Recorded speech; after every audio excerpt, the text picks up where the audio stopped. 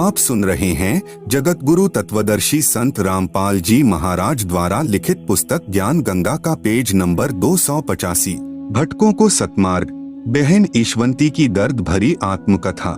मैं भक्त मती ईश्वंती देवी पत्नी श्री भक्त सुरेश दास अहलावत पुत्र श्री प्रताप सिंह अहलावत पानागंजा गांव डीघल जिला झज्जर में रहती हूँ। हे बंदी छोड़ सतगुरु रामपाल जी, मैं और मेरा परिवार आपके चरणों की धूल हैं। आपने हमें वो सुख दिया जिसकी हम अपने इस जीवन में कभी कल्पना भी नहीं कर सकते थे। आज मैं अपनी आप बीती यहाँ लिख रही हूँ जिसकी आपने हम पर कृपा बख्शी है, ताकि हमारी इस दुख भरी कहानी को पढ़कर हमारे की तरह दुखी परिवार भी आपके आशीर्वाद से कल्याण करवा सकें। हमारा जीवन बिल्कुल अंधकारमय था। अगर आपके चरणों में नहीं आते तो आज हम जीवित नहीं होते। मैं असाध्य रोग से पीड़ित थी। मेरा भाई भापड़ौदा निवासी ओम प्रकाश पुत्र श्री दयानंद राठी, जो हरियाणा पुलिस में नौकरी करता था, भी इसी बीमारी से मृत्यु को प्राप्त हो गया था। मैं भी इस स्टेज पर पहुंच चुकी थी। मैं इस हालत में पहुंच चुकी थी कि हाथ पैर बिल्कुल लकवेग्रस्त जैसे हो गए थे। आवाज निकलनी बंद हो गई थी। जगह जगह डॉक्टरों व सियानों को दिखाया, लेकिन सब जगह निराशा ही हाथ लगी। मेरे पति इतनी शराब पीते थे कि जब घर आते तो बच्चे डर के मारे चारपाई के नीचे छुप जाते थे। घर के बर्तन तक शराब के लिए बेच डाले और सिर पर कर्जा चढ़ा लिया। पड़ोसी भी तंग थे।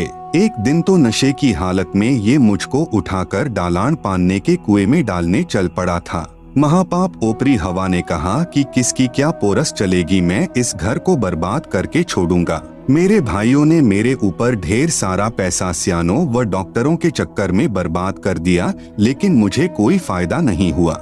मेरा पति शराब पीता था तथा बच्चे छोटे छोटे थे। ससुराल में कोई सहारा नहीं था।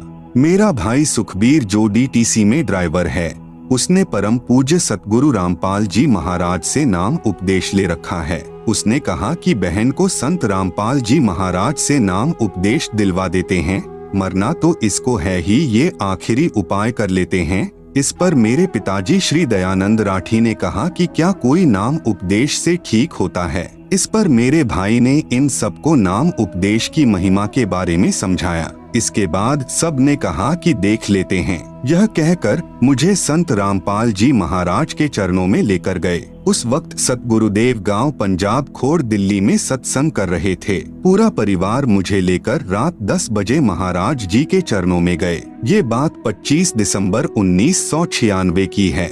मेरे भाई ने पूज्य रामपाल जी महाराज को मेरी दुखदाई कथा बताई। गुरुजी ने रात 10 बजे सत्संग में ही नाम उपदेश की कृपा बख्शी थी। उससे पहले मेरी जुबान भी बंद हो चुकी थी, जीभ नहीं उठती थी। आप सुन रहे हैं जगत गुरु तत्वदर्शी संत रामपाल जी महाराज द्वारा लिखित पुस्तक ज्ञान गंगा का पेज नंबर 286। जब 26 दिसंबर की सुबह में उठी तो अपने आप को बेहतर हालत में बोलते पाया तथा अपने भाई को बताया कि इतने वर्षों बाद मुझे लग रहा है कि मैं अपने शरीर में हूँ तथा मेरे शरीर से जैसे कोई भार उतर गया है। मुझे बोलते देखकर मेरा भाई सुखबीर हैरान रह गया तथा कहा कि महाराज रामपाल जी तो साक्षात कबीर परमेश्वर आए हैं। मैं बीड़ी पीती थी, उसी दिन छोड़ दी। घर आए तो मेरे पति भक्त सुरेश ने कहा कि तुम क्या नाम लेकर आए हो, मैं देखता हूँ तुम्हारे नाम में इतनी क्या शक्ति है। अपनी माँ से बोला कि ये अच्छा नाम लेकर आए बच्चे सुबह गुड मॉर्निंग की जगह सत साहेब बोलने लगे हैं। भक्त सुरेश 1 साल तक ऐसे ही शराब पीता रहा तथा घर में झगड़ा करता रहा। एक दिन यह बंदी छोड़ कबीर साहेब, गरीबदास जी साहेब व सतगुरु देव संत रामपाल जी महाराज की तस्वीरों को तोड़ने के लिए खड़ा हो गया। तब मैंने हाथ जोड़कर बंदी छोड़ से प्रार्थना की कि आप ही इनकी बुद्धि को कंट्रोल में कर सकते हैं। तब बंदी छोड़ आपने ही इनको ऐसा चमत्कार दिखाया कि मेरे पति सुरेश ने पूजा स्थल पर वापस फोटो रख दिए तथा उल्टे पांव जाकर दंडवत प्रणाम किया। तब से लेकर आज तक उन्होंने शराब, बीड़ी आदि सब बुराइयों को त्याग दिया। इन सबका गवाह पानागंजा व डीघल गांव है। मुझे पुनर्जन्म मिला देखकर मेरे दुख में दुखी मेरे भाई राजेंद्र सिंह राठी डीएसपी हरियाणा व भाई प्रेम प्रकाश राठी एडवोकेट दिल्ली सहित पूरे परिवार ने भी नामदान ले लिया। नाम उपदेश लेने के बाद कबीर परमेश्वर ने ऐसे ऐसे सुख दिए जिसकी कल्पना भी नहीं की जा सकती। हमारी भैंस ने सर्प खा लिया था। भैंस का बिल्कुल बुरा हाल था। डॉक्टर को दिखाया तो उन्होंने बताया कि इसने कोई जहरीली वस्तु खा ली है तथा 10 इंजेक्शन लगा दिए। अगले दिन भैंस की आंखों से नीला पानी बहना शुरू हो गया तथा भैंस अंधी हो गई। डॉक्टर भी हाथ खड़े कर गए। तब रात में स्वप्न में सतगुरु देव रामपाल जी महाराज नजर आए। उन्होंने भैंस के शरीर पर हाथ फेरा। सुबह उठे तो हमने तथा पड़ोसियों ने अपनी आंखों से भैंस के मुंह में सांप को देखा तथा उसको निकाला। भैंस स्वस्थ हो गई तथा पूरा दूध देने लग गई। ऐसे ऐसे पता नहीं कितने सुख आपने हमें दिए हैं। कल तक हमारे पास 10 रुपए तक नहीं थे, लेकिन आज उन्हीं खेतों में धन उपजता है तथा किसी के आगे हाथ फैलाने की जरूरत नहीं। पड़ोसी कहते हैं कि तुम्हारे गुरुजी ही तुम्हारे लिए राम हैं। अज्ञानियों द्वारा बहकाया हुआ भोला भाला समाज क्या जाने आपकी महिमा को। संत रामपाल जी महाराज के विरोधी तो सिर्फ कीचड़ उछालना जानते हैं। जिसके साथ गुजरती है वही बता सकता है उसको आपसे क्या कुछ मिला है। हम आपसे यही प्रार्थना करते हैं कि हमें अपने चरणों में ही रखना तथा आप हजारों वर्ष ऐसे ही दुखियों का सहारा बने रहें। सतगुरु रामपाल जी महाराज पूर्ण परमात्मा के अवतार आए हैं। आपका नाम लेने के बाद हमारे घर में इतना सुख मिला परमेश्वर जो कि हम वर्णन नहीं कर सकते। आप सुन रहे हैं जगत गुरु तत्वदर्शी संत रामपाल जी महाराज द्वारा लिखित पुस्तक ज्ञान गंगा का पेज नंबर 287। फिर भी वर्णन करने की कोशिश कर रही हूँ। मैंने आपसे सन 1996 में नाम उपदेश लिया। उसके करीब 1.5 साल के बाद एक घटना घटी जो इस प्रकार है। एक रात मुझे यह सब दिखाई पड़ा कि मैं गांव में शमशान पूछ रही हूँ कि कहाँ है। मुझे बताया व दिखाया कि आपने कल यहाँ पर आना है। वह मुंडान पाने का शमशान था। जब सुबह हुई तो मुझे हैजा हो गया। मुझे इतना ज्यादा सिर में दर्द हो गया कि टक्कर मार कर मर जाऊं। मौत के सभी कारण पूर्ण हो गए। डॉक्टर को बुलाया गया तो उन्होंने इंजेक्शन लगाया। उसके बाद डॉक्टर ने बताया कि यह तो मर चुकी है। उसके बाद 4 दूत दिखाई दिए। फिर उन्होंने मुझे दोनों तरफ से पकड़ लिया और बोले कि हमें भगवान ने भेजा है, आपको लेकर जाएंगे, आपका समय पूरा हो गया है। मैंने कहा कि मेरे गुरुजी नहीं लेकर जाने देंगे। फिर उन्होंने कहा कि आपके गुरुजी क्या करेंगे, आपका समय पूरा हो गया, हम ऐसा करेंगे कि आपके हाथ से ही आपकी मौत करवा देंगे। उसके बाद मेरे दोनों हाथों ने गले को बड़ी जोर से दबाया जिससे मेरे प्राण आंखों में आ गए। मैं किसी से बोल नहीं सकी। बंदी छोड़ कहते हैं कि आजम तेरे घटने घेरे तू राम कह नहीं पावेगा। वह स्थिति मेरे साथ हो गई। उसके बाद कबीर साहेब कमल के फूल पर मेरे पास प्रकट हुए। उसके बाद मेरे अंदर से पूज्य सद्गुरु रामपाल जी महाराज की आवाज आई कि इस लड़की को आप कैसे लेकर जाओगे, इसे हम नहीं जाने देंगे, इसे तो हम चाहेंगे तब लेकर जाएंगे, इसका अगर पैर भी काट दोगे तो हम वह भी जोड़ देंगे। साथ में गुरुजी ने काफी बातें कही जो सब वर्णन नहीं हो पा रही हैं। उसके बाद यम के दूत भाग गए। उसके बाद गुरुजी ने मुझे कहा कि बेटी डर मत, तेरी मौत को हमने टाल दिया है, अब हम चाहेंगे तब लेकर जाएंगे।